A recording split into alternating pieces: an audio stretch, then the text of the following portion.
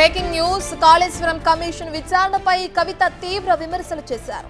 Megha కృష్ణారెడ్డిని target చేశారు. విచారణకు రావాలని కేసీఆర్ ను పిలిచిన వాళ్లు 90% ప్రాజెక్టును కట్టిన మేఘా కృష్ణారెడ్డిని ఎందుకు పిలవరని కవిత ప్రశ్నించారు. కృష్ణారెడ్డిని ఎందుకు విడిచిపెట్టారో సమాధానం చెప్పాలని డిమాండ్ చేశారు కవిత.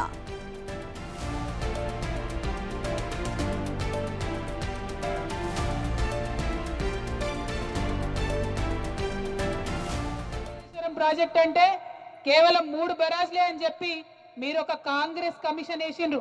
అది జ్యుడిషియల్ కమిషన్ కాదు, ఏం కాదు, కేవలం అది ఒక రాజకీయ కమిషన్, కాంగ్రెస్ కమిషన్. అది మెగా కృష్ణారెడ్డి లాంటి వాళ్లకు 90% కాళేశ్వరం పనులు ఇచ్చిండ్రు.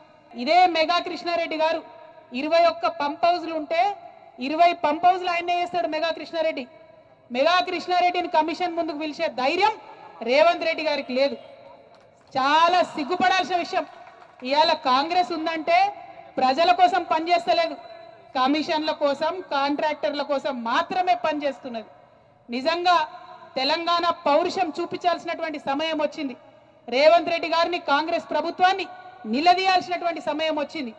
మీరు కేసీఆర్ గారికి నోటీస్ ఇచ్చే ముందు 90% పంప్ హౌజులు కట్టినటువంటి కాంట్రాక్టర్ని ఎందుకు ఇడిచిపెట్టినరో ప్రజలకు చెప్పాల్సినటువంటి అవసరం ఉన్నది. అంటే ఇది కేవలం కుట్ర అన్న విషయం. కాళేశ్వరం ప్రాజెక్ట్ అంటే మేఘా కృష్ణారెడ్డిని కవిత టార్గెట్ చేయడంపై బీఆర్ఎస్ లో హాట్ డిబేట్ జరుగుతుంది. కేసీఆర్ హయాంలో బీఆర్ఎస్ కు సన్నిహితంగా మెలిగిన మేఘా కృష్ణారెడ్డి ఆ పార్టీకి ఎలక్టోరల్ బాండ్స్ రూపంలో ఎక్కువ మొత్తం ఇచ్చారు. కాళేశ్వరం ఇష్యూలో బీఆర్ఎస్ నేతలు ఇంతవరకు మేఘా పేరు ప్రస్తావించలేదు. కానీ ఇప్పుడు కవిత నేరుగా మేఘాను టార్గెట్ చేయడంపై బీఆర్ఎస్ లో చర్చ జరుగుతుంది.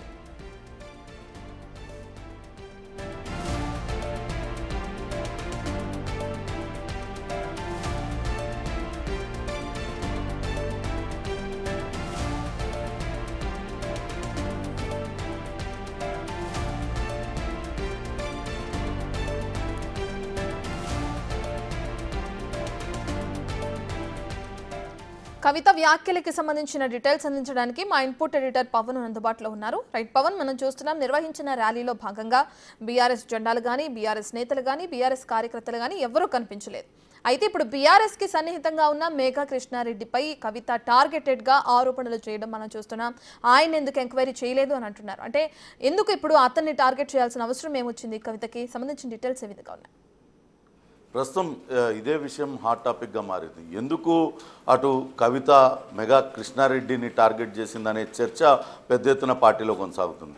గడిచిన కొన్నేళ్లుగా అటు బీఆర్ఎస్ పార్టీకి అత్యంత సన్నిహితంగా మెలిగిన వ్యక్తి మెగా ఇంజనీరింగ్ లిమిటెడ్ కృష్ణారెడ్డి, మెగా కృష్ణారెడ్డి. ఆయన దాదాపుగా 200 కోట్లకు పైగా పార్టీ ఫండ్ను కూడా ఎలక్టరల్ బాండ్ల రూపంలో బీఆర్ఎస్ పార్టీకి చెల్లించారు. అత్యధికంగా అటు కేంద్రంలో బీజేపీకి చెల్లిస్తే ఆ తర్వాత అంత పెద్ద మొత్తంలో చెల్లించింది బీఆర్ఎస్కి. గత 10 ఏళ్లలో బీఆర్ఎస్ హయాంలో అన్నీ చాలా పెద్ద ప్రాజెక్టులన్నీ కూడా అటు మెగా కృష్ణారెడ్డికే కట్టబెట్టారు. మెగా కృష్ణారెడ్డి కూడా అంతే సన్నిహితంగా వాళ్ళతో మెలిగాడు. కాళేశ్వరం ప్రాజెక్టులు కూడా దాదాపుగా చాలా వరకు పనులన్నీ కూడా మెగా కృష్ణారెడ్డి కంపెనీకే దక్కాయి. అయితే ఇప్పుడు కాళేశ్వరం ప్రాజెక్టులో అటు మేడిగడ్డ కుంగుబాటు కావచ్చు, ఇతరత్ర అంశాలపైన అటు కమిషన్ ఏర్పడింది. ఆ కమిషన్ ఇటీవల నోటీసులు జారీ చేసింది, కేసీఆర్కు అనేక మందిని విచారించింది. అయితే ఇప్పుడు అటు కేసీఆర్కు నోటీసులు ఇవ్వడం పైన నిరసన వ్యక్తం చేస్తూ ఈరోజు కవిత భారీ ధర్నాను నిర్వహించారు. ఈ ధర్నాలో అటు బీఆర్ఎస్కు అత్యంత సన్నిహితుడైన మెగా కృష్ణారెడ్డిని ఎందుకు టార్గెట్ చేశారనే చర్చ పెద్ద ఎత్తున జరుగుతుంది. ఇంత జరుగుతున్న కాళేశ్వరం ప్రాజెక్ట్ పైన గతంలో అనేక మంది ఇంజనీర్లు కావచ్చు, వేరే వాళ్ళందరూ కూడా అటెండ్ అయ్యారు. వాళ్ళెవరు కూడా మెగా కృష్ణారెడ్డి ప్రస్తావన కూడా తెలియదు. ఆ తర్వాత ఇప్పుడు కాంగ్రెస్ ప్రభుత్వం వచ్చిన తర్వాత కూడా 2-3 ప్రాజెక్టులు దక్కించుకున్నప్పుడు కూడా బీఆర్ఎస్ నేతలు ఎవరు కూడా మెగా కృష్ణారెడ్డి ప్రస్తావన మాత్రం తేయడం లేదు. కానీ ఇప్పుడు డైరెక్ట్గా కవిత మెగా కృష్ణారెడ్డిని టార్గెట్ చేయడం వెనకాల అసలు ఏంటి ఆంతర్యం అంటూ చాలా పెద్ద ఎత్తున చర్చ జరుగుతుంది. ఒకవేళ నిజంగానే అటు బీఆర్ఎస్ పార్టీకి ఇచ్చినట్లుగా ఫండ్ కోసమే కవిత మెగా కృష్ణారెడ్డిని టార్గెట్ చేసిందా, లేకుంటే మొత్తం ఇష్యూని డైవర్ట్ చేయడానికి మెగా కృష్ణారెడ్డిని టార్గెట్ చేసిందా అనే చర్చ పెద్ద ఎత్తున కొనసాగుతుంది. ఇప్పటికే ఈ మెగా కృష్ణారెడ్డి కంపెనీకి సంబంధించిన ప్రతినిధులను అయితే అటు కమిషన్ విచారించింది, వాళ్ళతో పాటు ఎల్ఎన్టీ సంస్థకు సంబంధించిన ప్రతినిధుల్ని విచారించింది.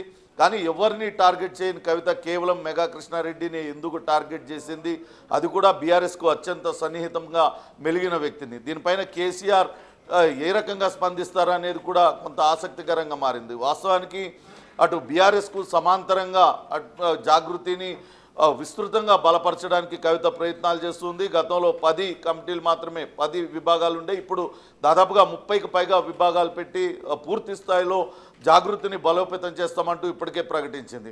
అటు బీఆర్ఎస్ పార్టీ నేతలు చేయని పనిని జాగృతి ద్వారా తాను చేస్తున్నానంటూ ఆమె చెప్పకనే చెప్తుంది. సమాంతరంగా తాను ఒక వ్యవస్థని నడిపిస్తానంటూ చెప్తుంది.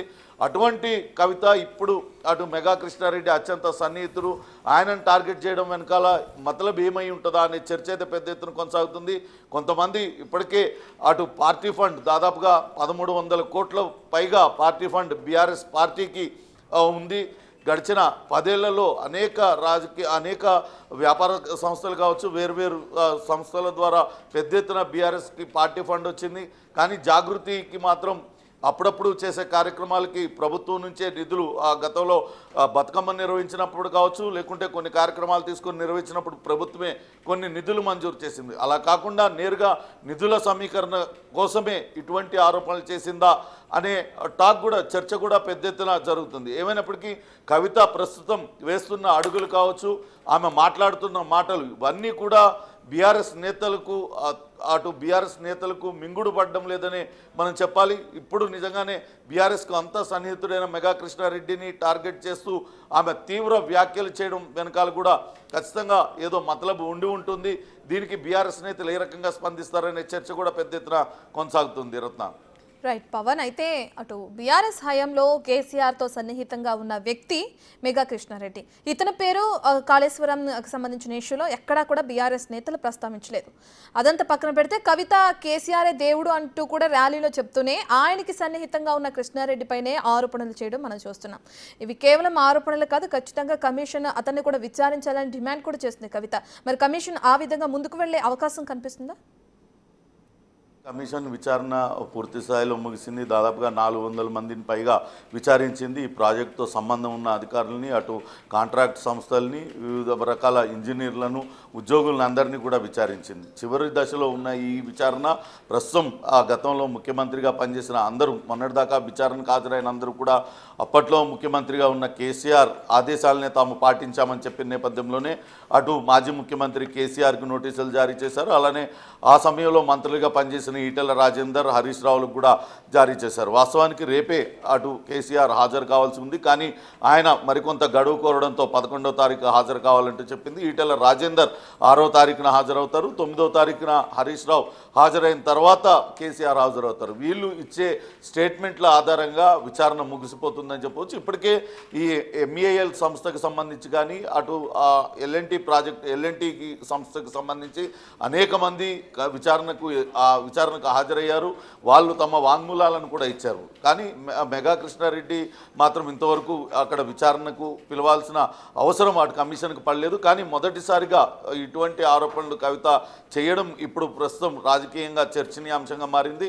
అయితే దీనిపైన కమిషన్ నిజంగానే కవిత చేసిన ఆరోపణలు పరిగణలో తీసుకుంటుందా, లేదా ఇప్పటికే వాళ్లకు ఆ సంస్థ నుంచి, మెగా ఇంజనీరింగ్ లిమిటెడ్ సంస్థ నుంచి తగిన సమాధానం వచ్చిందా అనేది కూడా తెలియాల్సి ఉంది.